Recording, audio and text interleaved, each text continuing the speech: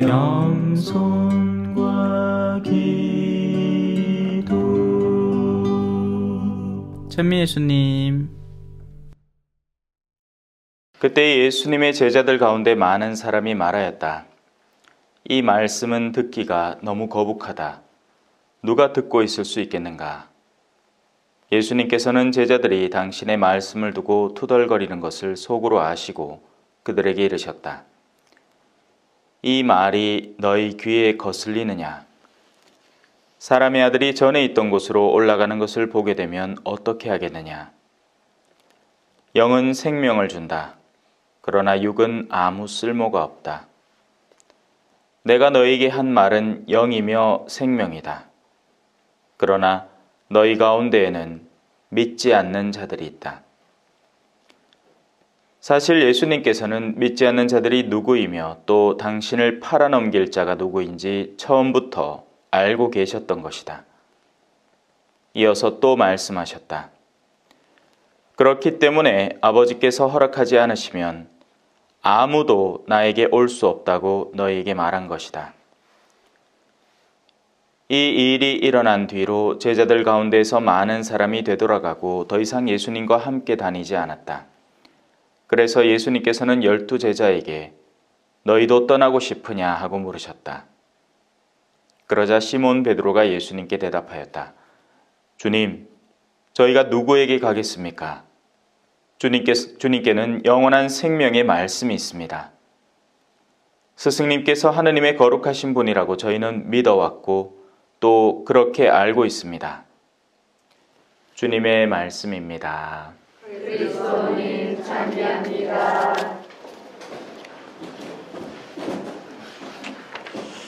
찬미 예수님. 찬미 예수님. 한 주간 잘 보내셨어요? 네. 자, 오늘 일독서부터 간단하게 살펴볼게요. 일독서에 참 흥미진진한 내용들이 나오죠. 치유사화가 2개나 나옵니다. 그런데 우리가 어디에 시선을 두어야 하는지 간단하게 가르쳐 드릴게요. 여기다가 시선을 둬야 됩니다. 첫째는 첫 번째 치유사화의 가장 마지막 부분, 리따와 사론의 모든 주민이 그를 보고 주님께 돌아섰다. 두 번째 치유사화의 마지막 부분은 이렇습니다. 도르카스라는 여인이 죽었다가 이번에는 앞에는 중풍이었고 두 번째는 죽었습니다. 아예. 근데 다시 치유를 받았어요. 살아났다는 얘기죠. 이 일이 온 야포에 알려지자 많은 사람이 주님을 믿게 되었다. 이 두 줄이 사실은 핵심인데 이 두 줄에 가닿기 위해서 앞선 내용들이 선행된 겁니다. 우리가 자칫 잘못하면요, 이 성령 기도회 안에서 치유를 쫓아다닙니다. 일단 내가 아쉽기 때문이죠. 그리고 우리의 시선은 바로 그런 데 매여 있고 묶여 있게 됩니다. 신기한 일, 기이한 일, 사람들의 호기심을 끌만한 일에 묶이게 되죠. 하지만 그런 요소들은 성령께서 그냥 주시는 것이 아니라 목적이 있어서 주십니다. 그리고 그렇게 은혜를 받은 사람은 잠자코 있을 수가 없게 돼요. 그냥 자, 지금부터 은혜를 줄 테니까 여러분들이 받아갖고 여러분들끼리 잘 쓰고 잘 먹고 잘 사세요가 아니라 그 은혜를 받은 사람은 그 주변 일대에 복음을 전하는 사명을 동시에 함께 받게 됩니다. 자기 혼자 쓰라고 주는 은사는 세상 천지에 그 어느 곳도 없어요. 그러니 예를 들어서 성령 기도회 안에서 우리가 은사를 잘못 생각하면 교만해지기 위해서 은사를 얻고자 합니다. 내가 남들보다 심령 기도를 더 크게 더 잘한다는 것을 우쭐대기 위해서 하기 시작하면 그건 사실 심령 기도가 아니라 어둠의 속삭임입니다. 원래부터 성경에 이렇게 나와 있어요. 심령 기도는 2이나 3명 정도가 하고 그리고 그런 기도를 할 때는 반드시 그 기도를 해석해 주는 사람이 있어야 한다고 분명히 가르치고 있습니다. 그런데 우리가 그걸 잘못하게 되면 서로 누가 목소리가 더 크나 자랑하고 있는 거예요. 무슨 뜻인지도 모르는 채. 자, 그래서 오늘 일독서의 핵심 내용은 바로 그 은총이, 주어진 은총이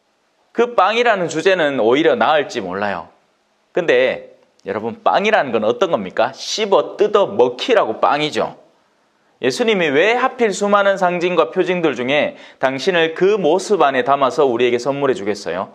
먹히라는 거예요. 그러니까 먹힌다는 거죠, 당신이. 당신이 우리에게 먹히니 너희도 가서 먹혀, 이 말입니다. 너희도 가서 필요한 이들에게 빵이 되어줘. 근데 우린 죽 짜고 그 빵이 안 돼. 억울하다고 내 좀 물어뜯었다고 아프다고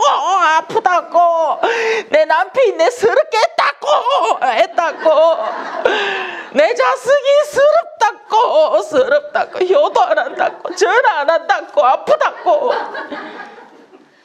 왜 차라리 속아주지 않습니까? 무슨 말인지 알겠죠? 그래서 그 말을 듣기가 거북했던 겁니다.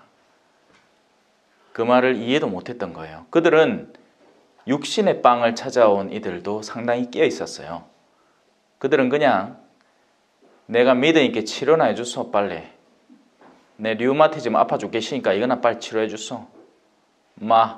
우리 집에 지금 오아이 많으니까 그거나 좀 없애줬어.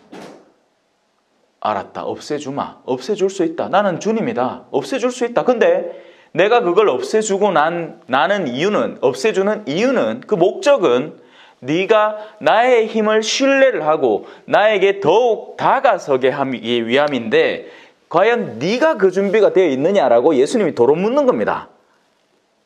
정말 준비되어 있느냐? 이렇게 작은 일에도 아파하고 신음하고 투덜대기 일수인 네가, 내가 그 은총을 베풀어서 너를 내 제자로 삼은 다음에 내가 원하는 일에다가 너를 옮기려고 시도를 했을 때, 그때는 네가 네 미모도 포기해야 될 거고 네 자유로움도 포기해야 될 거고 오히려 더 큰 병고에 시달릴지도 모르는데 각오가 되어 있느냐, 이 말이죠. 지금의 이 환난에서 잠깐 건져내 주는 건 예수님에게는 일도 아니에요. 가족 문제 금방 해결됩니다. 너희는 먼저 그의 나라와 그 의를 구하라. 그 나머지 것들은 다 곁들여 받게 될 것이다. 근데 과연 우리가 준비되어 있느냐는 거죠. 실제 예수님을 만난 사람도 예수님 말 듣고는 이거 힘들어 못 듣겠다고 투덜거리고 앉았는데, 우리가 정말 그 은혜와 은사를 입었을 때 정말 그분을 따라갈 수 있겠냐는 겁니다. 나날이 다가오는 도전 속에서. 제가 이번 한 주간 좀 많이 바빴거든요. 월요일날 성령축제 했지를, 화요일날 안강대학의 그 일반 노인대학 가곡 특강 했지를, 수요일날은 또 안강 성당 갔다가 경남 양산 성모울터리 갔다가 저녁에 성경대학 강의 갔다가, 그렇게 하고 나서 지금 목요일 어제 성경대학 강의 2개 하고 이제 오늘인기라요. 여러분 어떨 것 같습니까? 진이 쪽 빠져요, 말 그대로. 진이 쪽 빠진다고요. 내가 이걸 언제까지 할 수 있겠나. 나날이 나를 약하게 하는 내 마음속 생각이 내 안에서부터 울려 퍼집니다. 하지만 언제나 새롭게 마음을 다잡아요. 아니야, 하느님께서는 불가능한 일을 시킬 리가 없어. 할 수 있으니까 나를 이 자리에 둔 거야. 하면 돼. 거기서부터는 의지의 영역인 거죠. 제가 어떻게 내 뜻을 세우는가. 그리고 그걸 세우는 만큼 하나님은 또 새로운 은총을 나에게 퍼부어 주실 겁니다. 할 수 있도록 말이죠. 그래서 예수님은 사실 처음부터 알고 계셨어요. 누가 안 믿는지, 그리고 누가 당신을 팔아넘길지까지 알고 있는데도 예수님은 그 앞에서 끊임없이 가르침을 전하고 또 사랑의 기회를 주고, 그러니까 말 그대로 기회를 주는 거죠. 우리가 깨닫도록. 근데 그 앞에 있는 사람들은 지금 이 순간에는 생명의 빵에 대한 말씀을 듣고는 자기 길을 정해버린다는 겁니다. 더 이상 못 듣겠다고 떠나버리는 거죠. 그렇기 때문에 아버지께서 허락하지 않으시면 아무도 나에게 올 수 없다고 너희에게 말한 것이다. 여러분, 이거는 운명을 얘기하는 게 아니에요. 예? 사람마다 아버지가 부른 인간, 안 부른 인간이 정해져 있어가지고 오는 게 아니라 여러분 내면 안에서 그 부르심을 수용하느냐 마느냐의 문제라는 겁니다. 그리고 수많은 사람들은 여전히 자신의 이기심에 사로잡혀 있고 현세적인 욕구에 사로잡혀 있어서 하느님의 부르심이 무엇인지 분별할 생각조차 안 하고 있어요. 내가 원하는 게 뭔가, 그걸 어떻게 하면 이룰까, 이것만 고민하고 있지 하느님께서 과연 나에게 무엇을 원하실까는 거의 생각해 본 적이 없는 겁니다. 예를 들어서 사제, 그죠? 사제가 있어. 제가 만약에 세속적인 사제라면 어떤 걸 원할 것 같아요? 어떤 일을 하면 내가 주교님 눈에 들고 내 동료 사제들 중에서 내가 막 월등히 뛰어난 존재로 눈에 탁 띌까? 그런 거 하면 이제 주교님한테 막 바쁜 게야, 막 술 사 나른다고 양주 한 병씩 탁 명절 때마다 넣어드려야 되고 막 얼굴 잘 그때마다 딸랑딸랑 해가지고 얼굴 잘 비가 나한테 좋은 보직 주마. 그 보직에 딱 들어가갖고 그 세속적인 일을 막 성공적으로 막 해내는 겁니다. 그러고 나면 이제 내 이름이 거기 현판에 떡 박히겠지. 몇 월 며칠 마진우 요셉 신부 준공.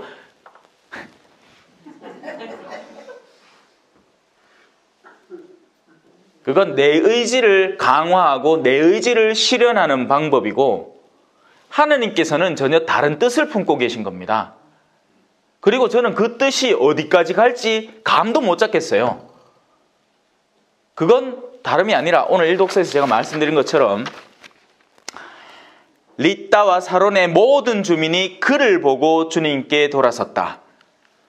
야포에 알려지자 많은 사람이 주님을 믿게 되었다.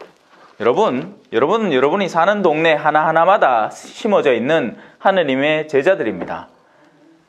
여러분이 구원해야 할 대상들은 여러분이 일상적으로 만나는 수많은 모든 사람들을 다 포함해요. 가족은 당연하고, 물론 가족이 제일 힘들어요. 근데 딴 사람들은 오히려 쉬워. 딴 사람들 일주일에 한 번씩만 보면 돼. 근데 가족은 매일 봐야 되잖아. 그죠? 그러니까 더 단단하게 굳어 있다고요. 나의 변화를 전혀 감지하지 못하는 상태에 있단 말입니다. 그래서 가족이 제일 어려워요. 하지만 그 어려운 일을 수행해낼 때 여러분의 역량은 증명되는 것이고, 그러고 나면 여러분 온 일대의 사람들이 여러분을 보고 하느님에게 나오게 되는 겁니다. 자, 이 일이 일어난 뒤로 제자들 가운데 많은 사람이 되돌아가고 더 이상 예수님과 함께 다니지 않습니다. 이제 감을 잡은 거예요. 이거 장난이 아닌데 저 사람이 지금 얘기하는 건 내가 원하는 거하고는 완전히 상반된 뭔데? 나는 이스라엘의 구원을 원하고 민족의 구원자를 원하고 정치적인 영향력이 있는 누군가를 기다렸는데 저 사람이 지금 얘기하는 거는 영에 대한 이야기인데 내가 도대체 영이라는 걸 한 번도 관심 가져본 적도 없고 이해도 못하니 이제 떠나야지. 그래서 예수님은 이제 12제자에게도 묻는 겁니다. 너희도 떠나고 싶으냐? 그리고 예수님은 여러분에게도 묻는 겁니다. 여러분들이 원하는 것이 하나도 안 이루어진다는데 그래도 예수님 따라갈래요? 라고 묻는 거죠. 대답하지 마세요. 네? 지키지 못할 약속 함부로 하는 것도 아니고 그건 여러분들이 말로 대답하는 게 아니고 삶으로 대답하는 겁니다. 그래도 따르겠습니까? 원하면 따르세요. 그런데 모범 대답이 하나 있어요. 누구였죠? 시몬 베드로입니다. 교회의 반석. 이 시몬 베드로는 완벽한 사람이 아니었어요. 알죠? 예수님 3번이나 부인한 인간입니다. 툭 하면 막 성질 나왔고 주님 내가 뜻하는 대로 요래해야 됩니다 하던 가였고, 그래갖고 예수님이 참다 사탄아! 물러가라! 니 나한테 걸림돌이다 하던 가였어요. 근데 그 사람은 뭐가 달랐느냐? 뭐가 남달랐느냐? 나는 못해도 주님은 하신다는 믿음이 존재했던 겁니다. 나는 지금 내 꼬라지를 보니 내가 안 되겠지만 주님은 그 일을 나를 통해서 하실 수 있는 분이니 Fiat voluntas tua sicut in cielo et in terra. 당신 뜻대로 하소서 하늘에서와 같이 땅에서도. 주님, 저희가 누구에게 가겠습니까? 인자와 누구한테 갑니까? 인자 늦으십니다. 이제 결혼하려고 해도 나가 40 넘어갔고 결혼도 힘들고 그러다 인물이라도 좋나 내 좋다고 누가 오겠는겨? 내 무슨 대기업 총수 아들내미도 아니고 돈 벌어놓은 것도 한 개도 없는데 늦었어. 이제 누구한테 가겠습니까? 그 말이 아니고, 그죠? 그런 현실적인 따지고 나서, 그 남은 거 당신한테 빌붙어갖고, 그냥 적선 받은 거나 이렇게 내 좀 조으면서 내 사는 수밖에 없어. 이 얘기를 하는 게 아니라, 베드로는 믿음의 고백을 하는 겁니다. 나는 헌신적으로 당신을 믿었고, 그를 위해서 내 그물과 배와 아버지까지 버렸으니, 우리가 이제 누구에게 가겠습니까? 우리에게 남은 희망은 당신께서 지향하시는 그 방향, 그 가르침, 그 영적인 가르침, 그것이 전부입니다. 주님께는 영원한 생명의 말씀이 있습니다. 스승님께서 하느님의 거룩하신 분이라고 저희는 믿어왔고 또 그렇게 알고 있습니다. 아멘. 겸손과 기도.